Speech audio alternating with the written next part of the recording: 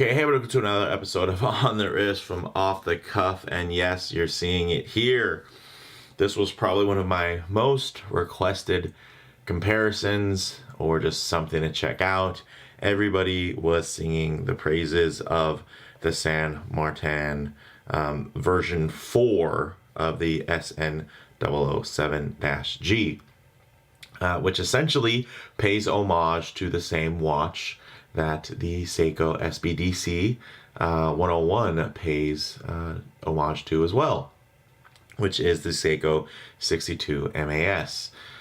And I have to say, yeah, it's a very nice watch. San Martin did an amazing job with it. Actually, AliExpress reached out to me and he said, hey, dig your reviews. What do we have that you might want to check out? And of course, my first thought was, yeah, it'd be cool to compare the San Martin to the SBDC101. It's not going to be a full on comparison, but I did want to have them here, just because I think most people who are cross shopping this and that, or justifying why they're going to get this watch, it's because they think column B here is that much overpriced, or Seiko a lot, or whatever story you have to tell yourself, in terms of but I also think there's probably people who just like this other watch, apart from what it looks like, or what it compares well against. So this review is for those folks as well. I will say that both are great watches, and I will say that the San Martin for the money is extremely impressive, although there are some things I think people do overlook when they do compare these models, that they just, somehow very conveniently sweep under the carpet and don't really mention. I'll do my best to kind of mention some of those little things here and there, but you know me, I'm not huge on trying to spread pet peeves, because I know how contagious they can be. I don't want to ruin a watch for anybody, but I do want to be fair when these comparisons come up, because people tend to really get in the comments of YouTube and really grandstand on all of a lot of the times just theories without actually handling the watches in real life. So with that said, let's zoom the camera out, get these pieces in hand, and take a closer look. All right, guys, so the San Martin V4, what are some of the improvements that they've made? Let's see. One of them is thinner mid case. So actually, let me give it a quick little wipe here off camera. The mid case is thinner, as you can see, which is great. It makes the profile of the watch appear thinner. Also, the bezel grip is much nicer. The last one was really, really sharp and not engaging. This one really invites you to use it. It still could, I would say, could use a bit of a polished bevel here, so it's not quite as catchy, because honestly this is so smooth that it does kind of catch on things. Like, you might be just wiping it with your shirt and then you'll find that the bezel moved. But let's hear that bezel action.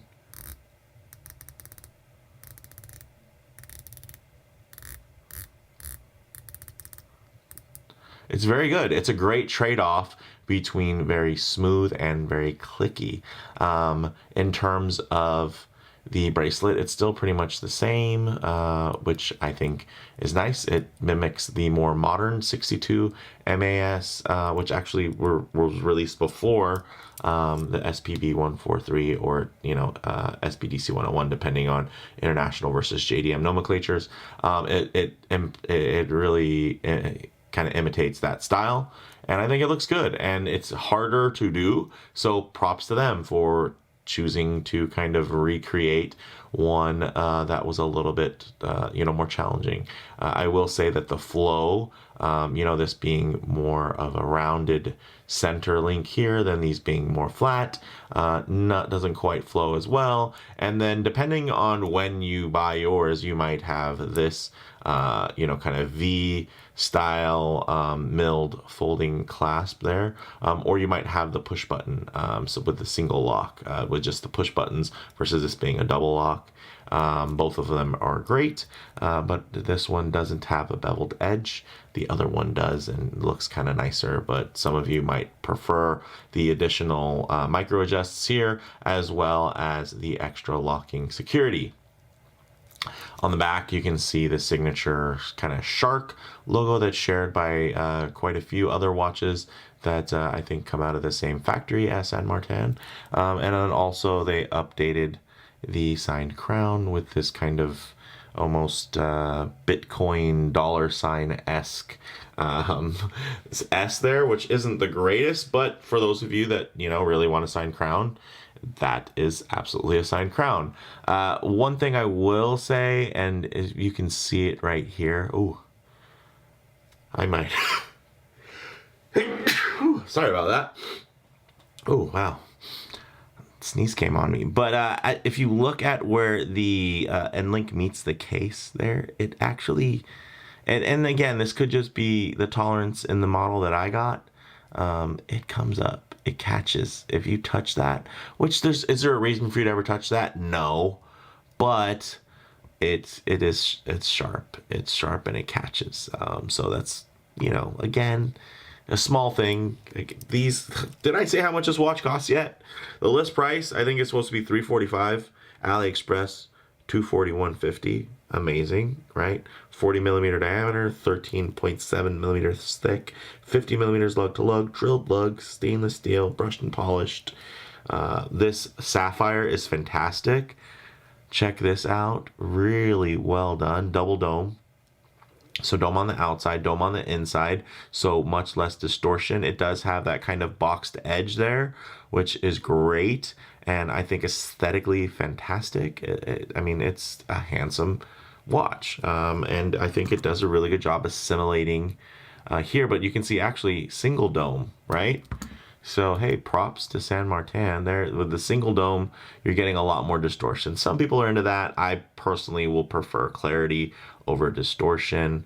And then, of course, you know, they are generally a bit different, similar in size, but you can see the proportions for the dial versus the proportions of the bezel are quite different, and the bezel layout is quite different, and the dial layout is somewhat different.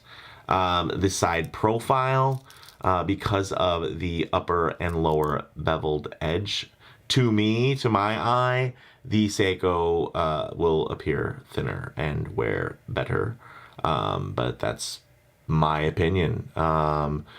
Some might see this mid-case with the taller case back and whatnot kind of protruding and equate that to a thinner overall look. For me, the bevels make this look thinner, and I like it. I mean, you know, money aside, this is, for me, is a better watch. Money involved, this is still a better watch, but this is a, you know, a lot of value proposition if there are things that you don't mind, mainly it being an homage. And some can say, well, you know, it's the color combination makes it more of an homage, and if it was blue or something, then it would be like, fair enough. Skin divers of this elk, you know, in the years of the 62MAS, a lot of them had cases like this and whatnot. And again, this is more of an evolution versus this is more of kind of a, you know, modern recreation versus modern reinterpretation. So there's kind of two different ways you can go with that. I will say, I know a lot of people think, oh, NH35, hacking hand winding just as good. But if this was like an NE15, which is comparable to the 6R15, then it would be more comparable, because then it would have a Sprawn mainspring, which is great because it helps with anti-magnetism as well as extends the power reserve. This power reserve is about 41 hours versus this power reserve is about 70 hours of power reserve. So, I mean, even if they did an NE, that'd be 50 hours of power reserve, but NE equipped watches are much more expensive. I haven't seen an NE 15 equipped watch in anything probably less than $500 or $600, and they are going up because they're good movements and they're easy to regulate. So before everybody jumps down my throat and talks about the Swatch Group and, you know, the Powermatic 80 and all this, those watches are not easy to regulate. They are regulated a lot better out of the factory, absolutely. But if you don't want to send in your watch, you know, to for servicings and kind of be tethered to that, and you want to have options, these Seiko movements are infinitely you know, easier to be worked on by just your local everyday watchmaker. So something to consider. But is it a sweet watch on its own? Yes. Is it a sweet watch by comparison? Because this one is so expensive at around 1,200. Now you can get them for around, I'd say, 1,000-ish or slightly less, you know, in the higher 900s. And then you can get this for under 250. Yeah, screaming deal. Yes, it does help add value. If this watch didn't exist and it was just this watch, I think more people would probably just be like, it's a cool watch, and they probably wouldn't go quite as crazy. I think having this as a comparable watch makes people really see a lot more value in this, because there's just a lot of anger about this watch because they like it so much, but they don't want to spend that much. But yeah, this one is cool, I think, on its own, and at under 250 bucks. It's amazing that they can produce something this good. Is it perfect? Absolutely not. But it offers a lot, and it shows clear effort. Like, I'm very impressed with what San Martin is able to offer at this price point. And yeah, there are going to be some trade-offs because they can offer these things. Stuff like the weird shark logo that is on 3 other brands of different names. Stuff like very, you know, generic clasp, and, you know, pin and collars being carried over, and, you know, the general color and execution of, let's say, the Lume, which is C3, which is really nice, but it just visually looks very, very green in daylight, which, you know, it's something that's kind of cool about this guy, is that as great as it glows, it visually is quite white still in daylight. And, you know, I'm not saying white to like C1 or BGW9 level of whiteness in daylight, but the tint of green is, you know, you can see very different in terms of comparing the two. But let's actually get this on the wrist and see how it wears. Okay, guys, as you can see on my 7¼ inch wrist, wears really, really well. Of course, those kind of wider lugs, I think, give it a bit more of a masculine stance, even though it has a relatively small dial there. I think maybe the bezel, in terms of the just the thickness of the dots and the way everything's applied, it's probably a little bit louder and tuned up a bit further than I would like, but that's more of a preference thing. Like, there's nothing wrong with the way it looks at all, just maybe not necessarily my you know, perfect layout. But look at that way that thing rides the wrist. Fantastic. Yeah, like, seriously, if they changed up this dial, you know, they could even leave the bezel the way that it is, but let's say they change the dial. You could even leave the hands, which are fabulous, guys. Let's take a look to appreciate these hands. This is not an easy feat. Oh man, I'm seeing so much kind of soot on the bracelet here. Let me give it a quick wipe. Sorry. A little better. The handset on here are fantastic. They have the great bevels and whatnot. Really well done. Really well executed. I mean, the dial's well executed too. But, like, let's say they just applied a little bit more of a more interesting dial. And they said, hey, let's just make it a little bit more original. Or let's just take a different type of mashup. Let's, like, get a Seamaster style dial, or a Rolex style dial, and put it in here and execute it to the same level, and just kind of make this thing a little funkier.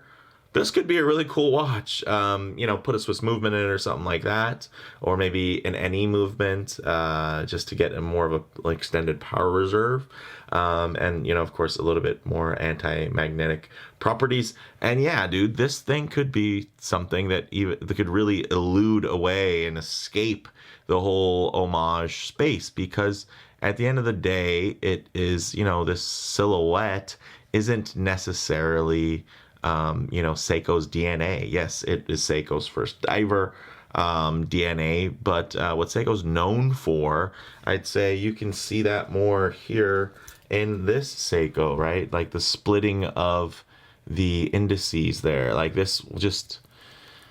They did more to tie this back to Seiko versus just resting on recreating, like they did with the SLA, which is a very cool watch, don't get me wrong. But this modern reinterpretation really hits for me on a lot of levels. I really do enjoy it. And I think that, you know, to a lesser extent, this really hits on a lot of levels as well. Also, you know what? Check this out. This is the box that it came in. Very interesting. And, you know, kind of Rolex-ish there at the bottom. You can see it reminds me of the case back. And then reminiscent of the bezel insert. And you just, boom. So very cool, I think. So another interesting little quirk. Signed San Martin. So, and then, of course, the hexagonal logo, which... you know, you can see here, and it's a nice logo. It's quite handsome. So it wears well. It feels well, you know, nice enough on the wrist. Looks very good. Are there other watches besides the Seiko that this compares to? Tons. You've seen them on my channel. I'm not gonna dive into those, but you know, close comparable to the Seiko, so why not? And it's what the people wanted. You know, you guys asked for it over and over. But if you want to compare this, let me know in the comments if you want to see me like compare this to the Armida or something like that, because that actually would probably be a better comparison versus the Seiko, because heritage wise, the Seiko looking like a Seiko, it's gonna win out every time. And then technically every piece of it is, I would say, superior, but except for the price, right? So that's where you gotta get to. But let's go ahead, get this off the wrist. See, we'll charge it up a bit. It has great lume. Let's show that lume. Okay, let's go ahead and hit the lights here. Bam! Okay, as you can see, fantastic lume. Very nice. I will say the lume pip is unguarded, unshielded, versus the Seiko, which does have a layer of crystal over the lume, so it won't get dirty or patina or anything like that. So another thing that I feel like doesn't really get mentioned a lot, but hey, let me just throw that out there. Now, check this out, a little low light transition, because you're not always going to be out in the middle of a field enjoying direct sunlight. You can be coming in and out of the building, walking underneath an overhang, the shade of a tree, or just spending time in your favorite automobile. So it's nice to see what these watches look like in less than optimal lighting. Let's even say some harsh lighting, like this with the high contrast, where you're typically going to be able to expose any type of, you know, defects within that finish. But as you can see, the light is very uniformly gliding across that brushing, and it is deep and dark and void when it is being reflected of darkness or reflected in light. It is quite bright and lustrous. So very nice. Again, I'd say the fitment is quite nice. The finish could be a little less sharp around the edges, not to the point of where it's like bad sharp, but it's just noticeably sharper probably than it needs to be. But I guess I'd rather get it a little too sharp versus a little bit too soft, right? So you compare that to something like an Orient. Everybody loves Orient divers, but man, are those some of the softest transitions and edges on there. There's no edge on those cases. They are just rounded all the way off. So with that said, guys, closing thoughts. All right, on the wrist, Very nice Goldilocks fitment. Feels more hefty and substantial than you'd expect at the price point. Absolutely. And it has a heft very similar to like a Helson or an Armedia from that perspective. And those are very hefty, nice feeling solid dive watches. In terms of model variants, for the 4th gen specifically, there's also a blue sunray dial option, and you can get them on a rubber strap or the stainless steel bracelet as seen here, and you can also get it with or without the brand logo. Now in terms of comparable models, you know, there are more and more 62MAS homages flooding the market since Seiko's SLA017 limited re-release came out, to include Seiko's own Prospex reimagining, but this one is a very nice one, and I can see why it is so very popular.